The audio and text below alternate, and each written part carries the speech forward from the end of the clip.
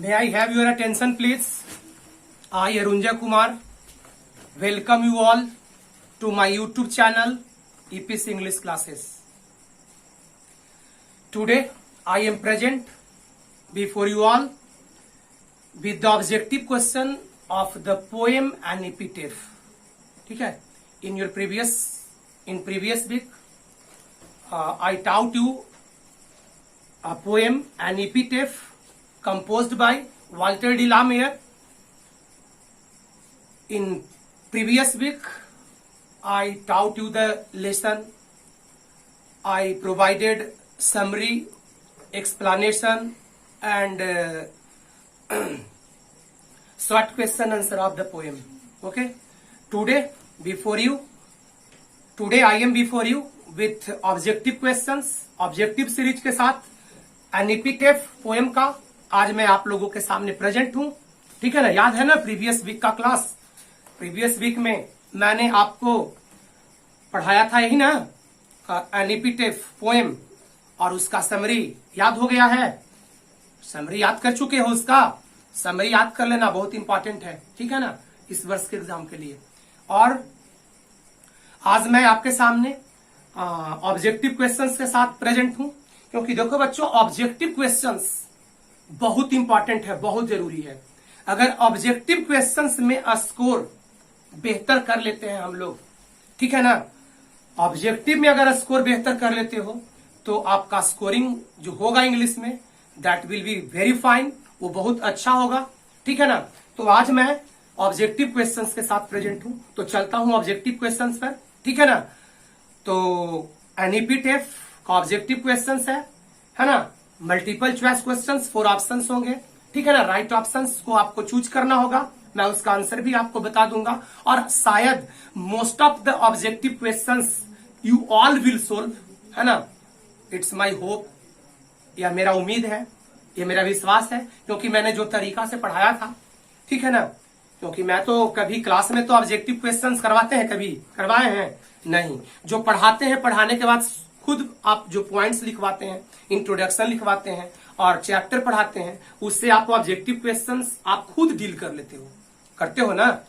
ठीक है ना? लेकिन आइए मैं प्रैक्टिस के वे पे देखता हूं. पिछले वीक में मैं जो वीडियो प्रोवाइड किया, ठीक है ना, how many students of you उस चैप्टर को बेहतर तरीके से समझ पाए हो. ठीक है ना? और आज जो मैं ऑब्जेक्टिव दे रहा हूं, जो भी बता रहा हूं, कल बताना कि जो हम ऑब्जेक्टिव लिखवा रहे थे, ठीक है ना, कल कमेंट में देना कि हम इतना बनाए, इसमें से मेरा सारा क्वेश्चंस आ गया, या इसमें से 1-2 क्वेश्चंस मैंने मिस किया, बाकी सारा क्वेश्चंस को मैंने डील किया. कल कमेंट में जरूर करोगे ये जो ऑब्जेक्टिव क्वेश्चंस हम दे रहा हूं, कि सर मुझसे बन गया, या हम आंसर तो खुद देंगे ही आपके सामने, लेकिन फिर भी आपको अपने आप में मतलब देखना है कि हम कितना क्वेश्चंस ऑब्जेक्टिव डील किए. जो पढ़ाई हुआ, वीडियो प्रोवाइड किया गया in our previous classes and epitaph poem का, उसका हम ऑब्जेक्टिव डील कर पाते हैं या नहीं डील कर पाते हैं. कल कमेंट में जरूर लिखोगे बच्चों, है ना, कि हमसे सर सारा बन गया, या इसमें से 1-2 हम मिस कर गए सर.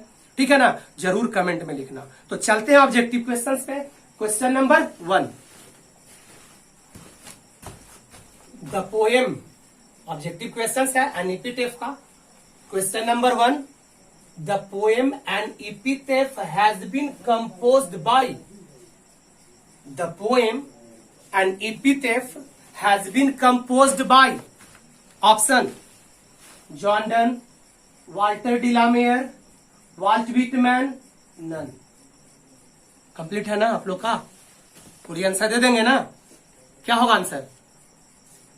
बी, वाल्टर डी ला मेयर. नहीं ना, जॉन डोन तो नहीं है, वाल्टर डी ला मेयर है epitaph का पोएट, इसलिए आंसर क्या होगा आपका? बी होगा आपका answer. Right?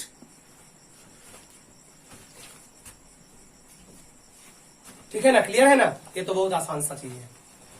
Now come to question number 2. Walter D La Mare was born in. Walter D La Mare was born in. Walter D La Mare का जन्म, है ना, किस ईस्वी में हुई थी? ईस्वी यहाँ पे ऑप्शन है. ऐसे जगह का भी नाम हो सकता है, ऑप्शन में दे सकता है जगह का नाम, कि वाल्टर डी ला मेयर का जन्म कहाँ हुआ था, है ना. लेकिन यहाँ पे है ईयर्स. तो आइए ऑप्शन नंबर 1 1873, 1863, 1836, 1856। क्या मालूम है वाल्टर डी ला मेयर का जन्म कब हुआ था? 1800 कब? 73 में। याद है ना, बताया था ना इंट्रोडक्शन क्लास में, वाल्टर डी ला मेयर का जन्म 1873 में हुआ था ना। तो आपका आंसर क्या हो जाएगा? ए।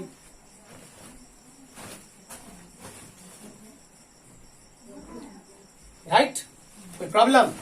आसान है एकदम, आप खुद कर लोगे, ये मुझे विश्वास है। सिर्फ चूंकि पहला ये वीडियो पे जो दे रहा हूं पोएम का, ये पहला क्लास है, इसलिए आपको मैं ला दे रहा हूं ये प्रैक्टिस के वे में, एक तरह से कि आप प्रैक्टिस कर लो और आगे से जो भी चैप्टर पढ़ाएंगे आप पॉइंट से और जो पढ़ाएंगे उससे आप डील करने का प्रयास करना ऑब्जेक्टिव क्वेश्चंस को। ऑब्जेक्टिव क्वेश्चंस बेहतर करते हो आप, 50 में 48, 49 अगर कर लेते हो तो scoring that will be very high in your English subject, है ना। स्टूडेंट्स ऐसा लाते हैं, जो इस बार का बच्ची एक लड़की आपके सीनियर्स 144 लाए हैं ना, 150 में, पता है ना आपको, 144 नंबर लाई है एक लड़की 142 नंबर लाई है आउट ऑफ 150, सिक्योर्ड 142, और one girl also secured 144, and so many students, so many EPCians, they have scored more than 130 marks, है ना। So my dear,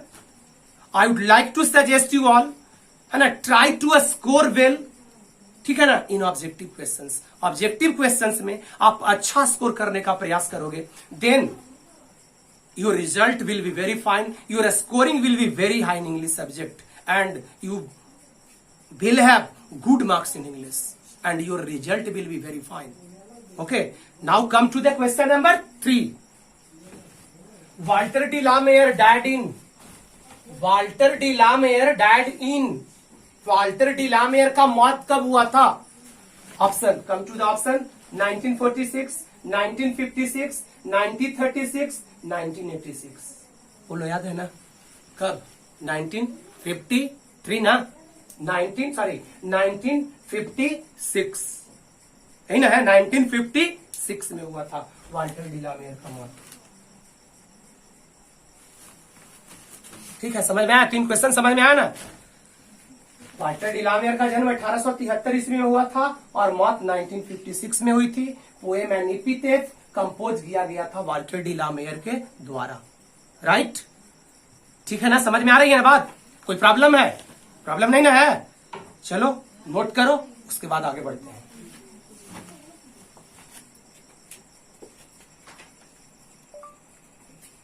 okay, after 3 questions, now come to the question number 4. In the poem and epitaph, right, the poet expresses his खाली जगह for a lady. In the poem and epitaph, Kavita epithet में the poet expresses, कवि व्यक्त करता है, his, अपना, खाली जगह फॉर ए लेडी, एक महिला के लिए। ऑप्शन है, option number A sad feeling, happy feeling, romantic feeling, none of this. Poet Walter de la Mare in the poem and epitaph एक महिला के लिए क्या एक्सप्रेस करता है? अपना हैप्पी फीलिंग को, अपना रोमांटिक फीलिंग को, अपना सैड फीलिंग को। कैसा फीलिंग को एक्सप्रेस करता है? मालूम है ना? समझ में आ रही है ना बात? मालूम होगा कैसा फीलिंग को एक्सप्रेस करता है। उस महिला के लिए क्या है? मैं मर जाऊंगा, उस महिला को कौन याद करेगा, वह जीवित थी तो बहुत सुंदर महिला थी, ठीक है ना। तो उस महिला के लिए अपने कैसे फीलिंग को एक्सप्रेस किया है पोएट वाल्टर डी ला मेयर? याद है ना? कैसा फीलिंग? Sad feeling. कैसा फीलिंग? सैड फीलिंग को वाल्टर डी ला मेयर ने पोएम एंड एपिथेट में उस महिला के लिए एक्सप्रेस किया है। राइट, तो आंसर क्या होगा आपका? Sad feeling, option number A, ठीक है ना। कवि Walter D La Mare poem and epithet में एक महिला के लिए अपने सैड फीलिंग को एक्सप्रेस किया है। राइट, तो वही आंसर, तो ऑप्शन ए आंसर होगा आपका। ओके, ठीक है ना, कोई प्रॉब्लम नहीं ना है? Getting? Okay, question number 5। Question number 5, an epithet deals with a beautiful, खाली जगह, ऑप्शन है women, girl, lady, actress. And epithet, जो कविता एपिथेट है वह डील्स करता है ना, व्याख्या करता है, वर्णन करता है किसके साथ, एक सुंदर किसके साथ व्याख्या करता है, एक सुंदर महिला के साथ व्याख्या करता है ना, एक सुंदर महिला का पोएम एंड एपिथेट व्याख्या करता है। तो महिला तो वीमेन का मतलब भी होता है, लेकिन पोएम में क्या यूज किया गया है, here lies a most beautiful lady, here lies a most beautiful lady. इसमें एक बहुत ही सुंदर महिला पड़ी हुई है। तो कविता में लेडी का व्याख्या है, ऐसे वीमेन का मतलब भी महिला होता है, लेकिन in the poem, in the line of the poem, the poet has used lady. So the right answer will be C. Right answer क्या होगा इसका, सी होगा। आंसर सी मार दीजिए। ठीक है, ठीक है ना। Question number 6। Question number 6, epithet means, epithet का मतलब क्या होता है, इपिथेट मीन्स, इपिथेट का मतलब क्या होता है, option temple, palace, tomb, none. बोलिए, याद है? हमको नहीं याद है, आपको याद है? क्या बताया था epithet in the beginning? Introduce किया था, क्या इंट्रोड्यूस किया था? An epitaph, an inscription on a tomb. An epitaph is an inscription on a tomb. और ऑप्शन क्या दिया? टेम्पल। इपिथेट का मतलब मंदिर, इपिथेट का मतलब पैलेस, राजमहल, इपिथेट का मतलब टॉम्ब, मकबरा, और लास्ट में दिया हुआ है नन। तो क्या आंसर होगा? याद है ना? क्या होगा? टॉम्ब। आंसर कौन होगा? सी। तो आइए सी आंसर कीजिए। ठीक है ना? बोलिए, से क्वेश्चन क्लियर है ना? आपको याद ही होगा ना, आपको तो दिमाग में होगा शायद, ऐसा मैं समझता हूं पढ़ने के बाद। क्या समझ रहे हैं ना भाई? तो देख लीजिए, नोट कीजिए। आगे चलते हैं क्वेश्चन नंबर 7 से।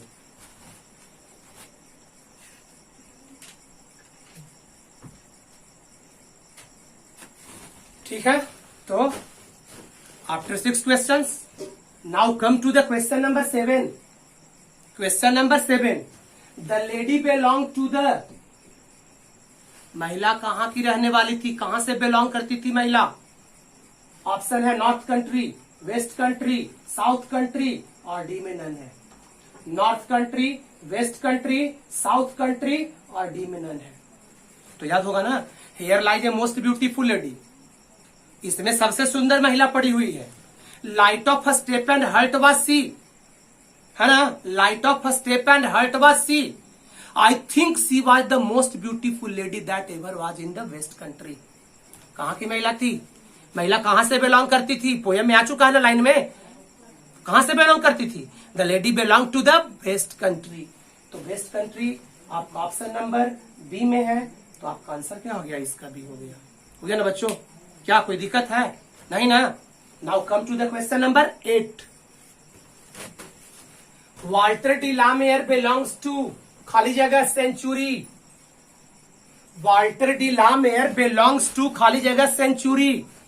किस सेंचुरी से, किस शताब्दी से वाल्टर डी ला मेयर बिलोंग करते हैं? किस शताब्दी के पोएम है, किस शताब्दी के आने वाले वो पोएम है? 20th century, 19th century, 18th century, और नन ऑफ दिस। बोलिए, ऐसा तो मैंने पोएम के इंट्रोडक्शन में लिखा नहीं है कि किस सेंचुरी के पोएम है वाल्टर डी ला मेयर, है ना? लिखाए हैं? नहीं लिखाए हैं। तो आइए ना, इनका जन्म 1800 कितना में हुआ? याद है ना? 1873 और 1873, राइट। और 1956 में मौत हुआ, यानी 1956 तक इनका लाइफ स्पान था, है ना? 1873 से लेकर के मीन्स 1956 तक जब लाइफ स्पान था, तो ये पोएट किस शताब्दी के हो गए? 20th सेंचुरी के हो गए ना? 1956 तक आए, तो 1956 ईस्वी जो है वो कौन शताब्दी में आता है सेंचुरी में? तो 20th सेंचुरी में आता है। तो आपका आंसर हो जाएगा 20th सेंचुरी, आंसर हो जाएगा A. Right, now come to the question number 9। Walter D La Mare was a खाली जगह पोएट। वाल्टर डी ला मेयर कहां के पोएट थे? British, Australian, American, Indian. बोलिए बाबू, कहां के पोएट थे वाल्टर डी ला मेयर? इंग्लैंड के रहने वाले था ना? चार्ल्टन केंट, इंग्लैंड के चार्ल्टन केंट में उनका जन्म हुआ था, यानी ब्रिटिश पोएट थे वाल्टर डी ला मेयर। तो आंसर आपका क्या हो जाएगा?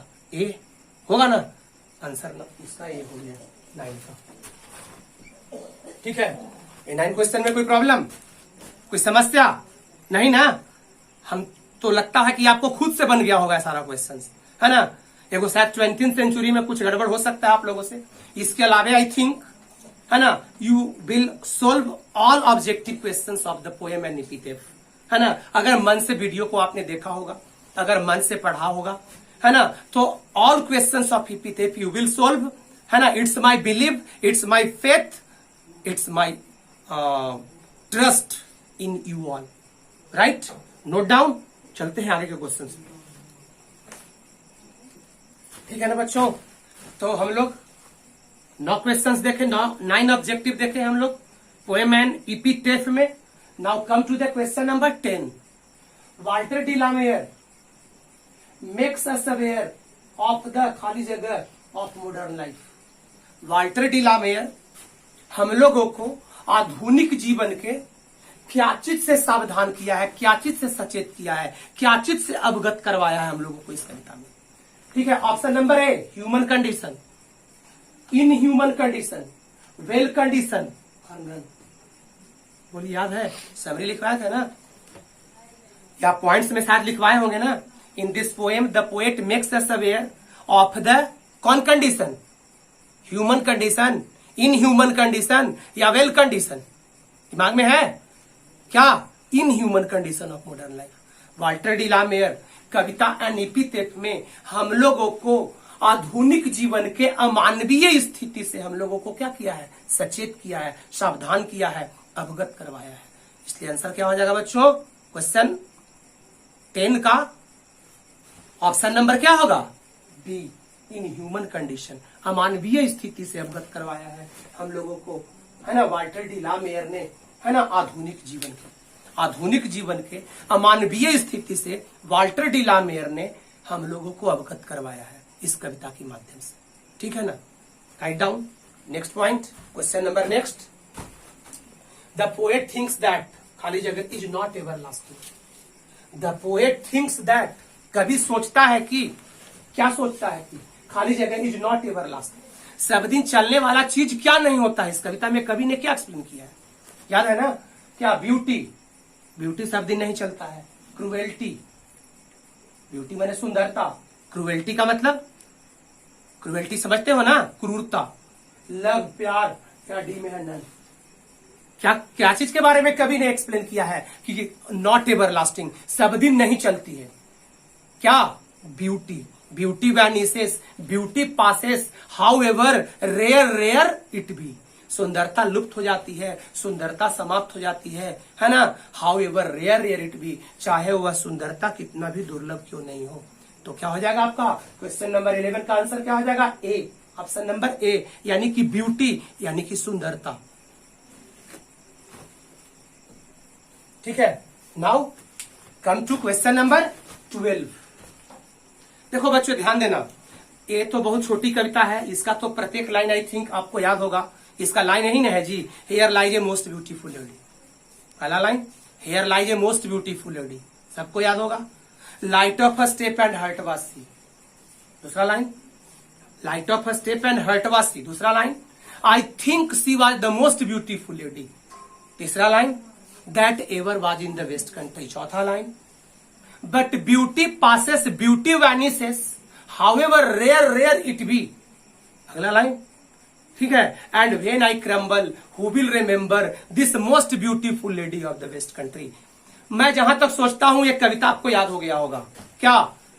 तो एक बात ध्यान दीजिएगा, एग्जाम में कविता का लाइन भी देता है भाई, या प्रोज का लाइन भी देगा। कहां से उठा करके देगा, है ना? ये आपको कहीं से भी दे सकता है उठा करके, और आपको उस लाइन का पोएम का नाम पूछेगा, प्रोज का नाम पूछेगा, या राइटर पोएट का नाम पूछेगा। तो एक लाइन है क्वेश्चन नंबर 12 में, light of a step and heart was she is the line of the poem. किस कविता की ये पंक्ति है? इस स्टेटमेंट को, light of a step and heart was she, किस कविता का स्टेटमेंट है, किस कविता की लाइन है? ऐसा क्वेश्चंस बच्चों आएगा, एकदम निश्चित कन्फर्म मान करके चलना। 50 ऑब्जेक्टिव क्वेश्चंस में पोएम और पोएट के नाम से, प्रोज के नाम से जरूर 3 से 4 क्वेश्चंस होंगे आपके एग्जाम में, एकदम मान करके चलोगे। ठीक है ना? तो light of step and heart was she is the line of the poem an epitaph, है ना। तो सेकेंड लाइन है ना, light of step and heart was she, it is the second line of the poem, है ना। Here lies a most beautiful lady, light of step and heart was she, it is the second line of the poem an एपिथेफ।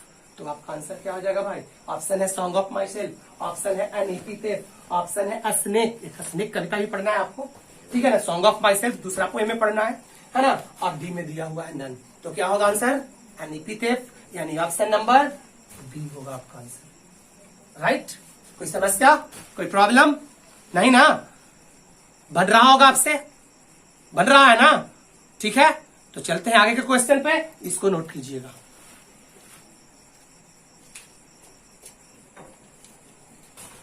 ठीक है बच्चों, तो after 12 now question number 13, 13वां question पे चलते हैं।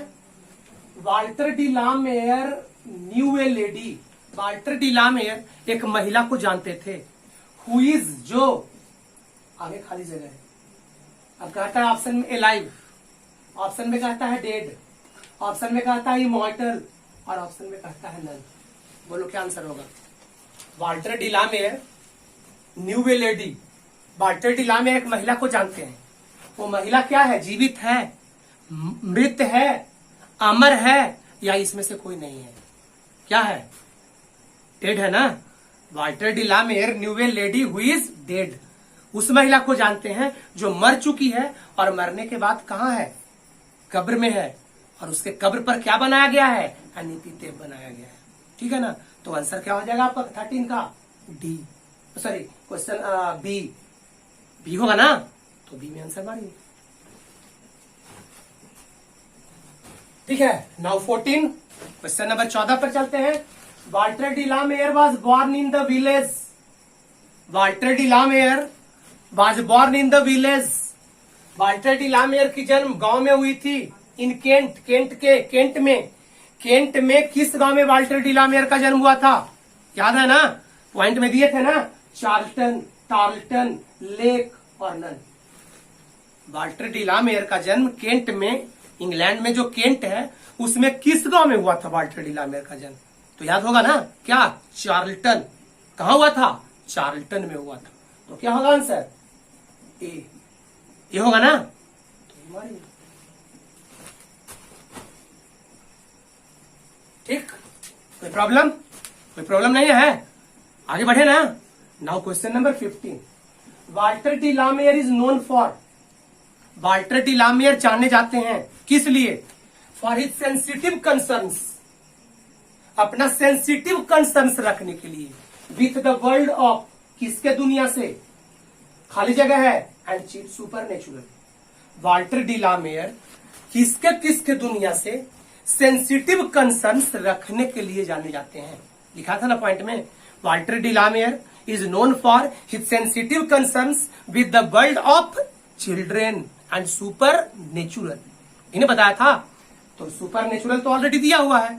अब ऑप्शन है आपका adult, old, children, none, adult, old, children, none. तो क्या हो जाएगा? चिल्ड्रेन ना। तो आंसर आपका क्या हो जाएगा? सी हो जाएगा, ठीक है ना।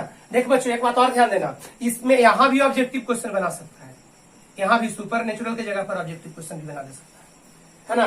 वो और कुछ ऑप्शन में दे देगा, नेचुरल, सुपर नेचुरल, है ना, आर्टिफिशियल और नन, इस तरह से दे देगा। तो ये दोनों पॉइंट यहाँ पे world of children and super natural, है ना। सुपर नेचुरल दैविक तत्वों की, भगवान जिसको कहते हो आप, ईश्वरीय तत्वों की दुनिया से और बच्चों की दुनिया से गहरे संबंध रखने के लिए वाल्टर डी ला मेयर जाने जाते हैं, राइट। प्रॉब्लम नहीं ना, कोई दिक्कत नहीं, ठीक है। तो आपका आंसर क्या हो गया? इसका सी हो गया, हो गया ना जी, कोई दिक्कत नहीं ना है जी, है ना। आप खुद सोल्व कर लोगे, ऐसा मुझे विश्वास है आपके ऊपर, ठीक। आगे बढ़ते हैं, ठीक है, नोट कीजिए।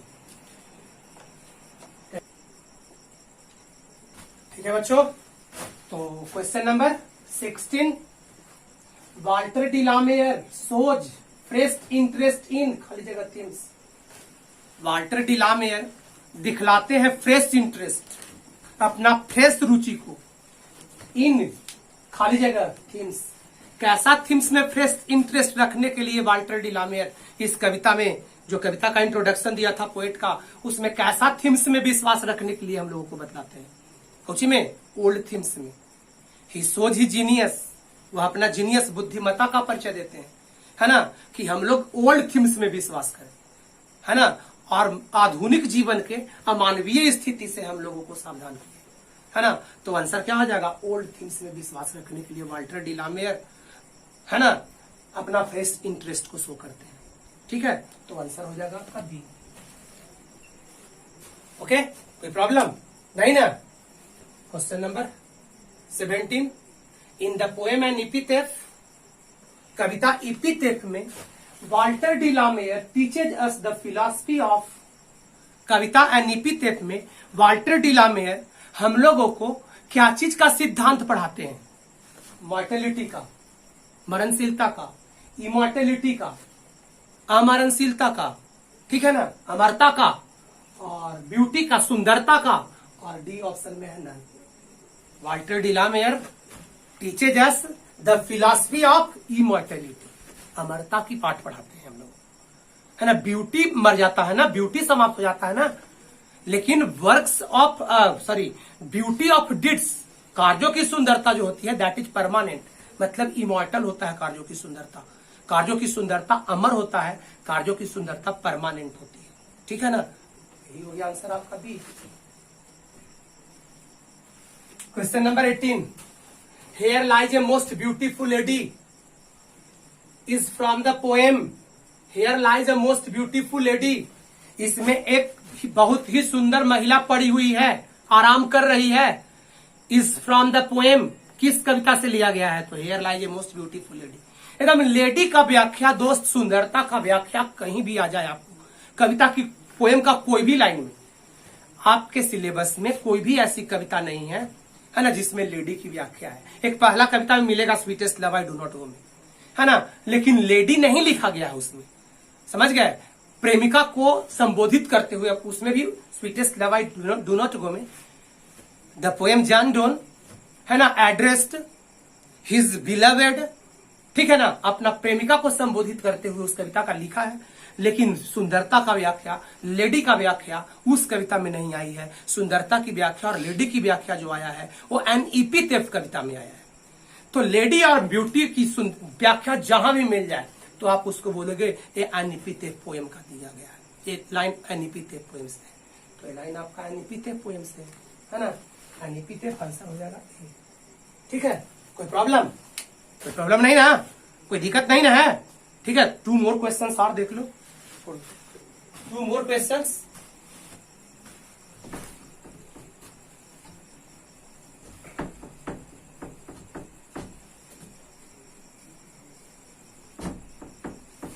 और ये भी दोनों लाइन ही है, ये भी जो दोनों है वो लाइन ही है, याद रखिएगा, है ना। एक लाइन बहुत इंपॉर्टेंट है, ब्यूटी पासेस ब्यूटी वैनिसेस, ठीक है, याद रखना है एकदम इसको। And when I crumble who will remember this most beautiful lady of the west country, ये लाइन को याद रखना है। पूछ सकता है आपके कविता का एक लाइन दे देगा और बोलेगा किस पोएम से लिया गया है। तो क्वेश्चन नंबर 19,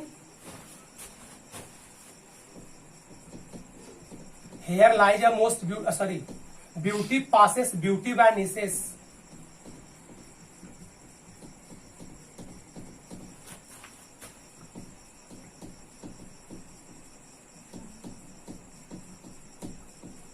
है ना, याद रखना है। ब्यूटी पासेस ब्यूटी वैनिसेस, ये लाइन को याद रखिएगा, बहुत इंपॉर्टेंट लाइन है, ऑब्जेक्टिव क्वेश्चन में पूछ देगा आपके एग्जाम में। Is the line of the poem, है ना, ऑप्शन दिया रहेगा, याद रखना है। Is the line of the poem an epitaph, ठीक है ना, ऑप्शन में दिया रहेगा, 4 पोएम का नाम रहेगा या 3 पोएम का नाम रहेगा, एक नन रहेगा, तो लाइन को याद रखना है, इपिथेफ से लिया गया। देखो ऐसे हम ऑब्जेक्टिव क्वेश्चंस के वे में हम क्लास में नहीं बताता होगा, लिखाता होगा इंपॉर्टेंट पॉइंट्स। जब रोज पढ़ाता होगा, रोज में 2 चैप्टर पढ़ाया था ना, या 3 चैप्टर जो भी पढ़ाया था, तो उसमें लिखाते थे ना लास्ट में इंपॉर्टेंट लाइन्स या important points of the chapter. तो इंपॉर्टेंट पॉइंट्स जो हम लिखाते हैं उसी से ऑब्जेक्टिव क्वेश्चन डील हो जाता है। है ना। लेकिन ये चूंकि पहला चैप्टर पोएम सेक्शन में हम पढ़ाए थे, तो ये ऑब्जेक्टिव के वे में आपको हम कर दिए हैं। फ्रॉम द नेक्स्ट चैप्टर हम अगले चैप्टर से वही लिखाएंगे important points of the chapter, है ना। और उस important points of the chapter से आप क्वेश्चन डील कर लीजिएगा, ऑब्जेक्टिव बना लीजिएगा ना। क्योंकि previous 2 chapters in prose section in your classroom मैंने उसी स्टाइल में पढ़ाया था, मैंने उसी मेथड से पढ़ाया था, और आप लोग को क्वेश्चन से डील हो जाता होगा ऑब्जेक्टिव। तो हम अगले चैप्टर से वैसा ही करेंगे, लास्ट में इंपॉर्टेंट पॉइंट्स देंगे इस चैप्टर का। लेकिन इस चैप्टर को पहला चूंकि ऑनलाइन पढ़ा रहा था, पहला चैप्टर था पोएम सेक्शन का, इसलिए ऑब्जेक्टिव वे में करवा करके दिखा दिया। आपके एग्जाम में ऐसे ही क्वेश्चन पूछता है, ठीक है ना। But from the next very chapter, ठीक है ना, हम उसमें इंपॉर्टेंट पॉइंट्स दे देंगे और आप ऑब्जेक्टिव डील कर लोगे, ठीक है ना। एक और क्वेश्चन देख लो, एंड व्हेन आई क्रम्बल, ये पूछ सकता है आपके एग्जाम में।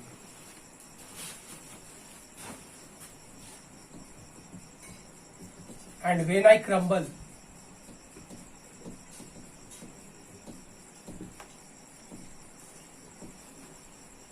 एंड व्हेन आई क्रम्बल, ठीक है। And when I crumble is the line of the poem.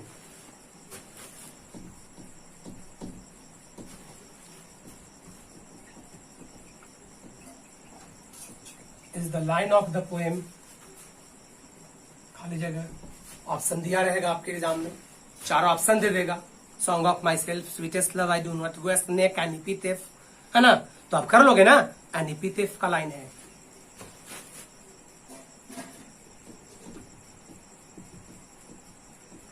ठीक है, समझ में आया ना। एंड व्हेन आई क्रम्बल, अगर मेरी मौत हो जाती है, who will remember this most beautiful lady of the west country, पंक्ति याद है ना, तो पूछ सकता है आपके एग्जाम में। और इसका कोई पंक्ति ले, इसका कोई पंक्ति आ जाए, आपके स्टेटमेंट कोई आ जाए, कोई भी लाइन आपके एग्जाम में आ जाए, आई थिंक आपको एक कविता दिमाग में आ गया होगा, एक कविता की पूरी पंक्ति आपको याद आ गया होगा, है ना। वंस अगेन मैं बोल देता हूं, here lies a most beautiful lady, light of a step and heart was she, I think she was the most beautiful lady that ever was in the west country, but beauty passes, beauty vanishes, however rare it be, and when I crumble, who will remember this most beautiful lady of the west country।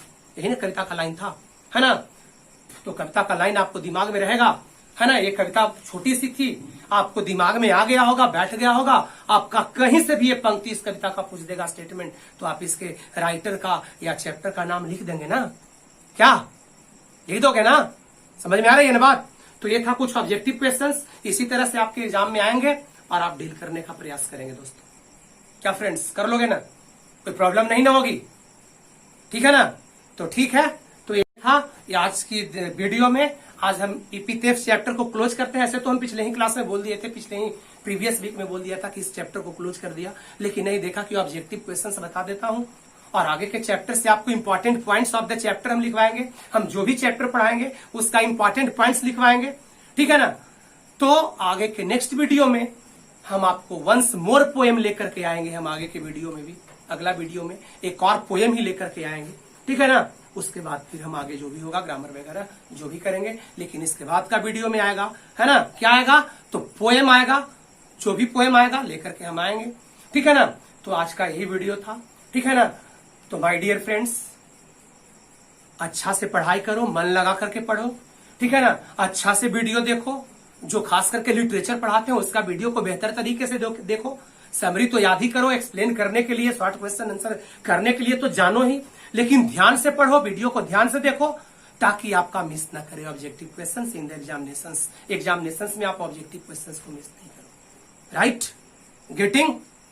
और कल ये जो हम objective questions लिखे हैं 20, कल comment में देगा कि सर हमसे तो सारा बन गया, या कोई जिसका नहीं बनेगा सर हम 2 मिस किए, हम 3 मिस किए, ऐसा कमेंट्स में देगा, ठीक है ना, राइट।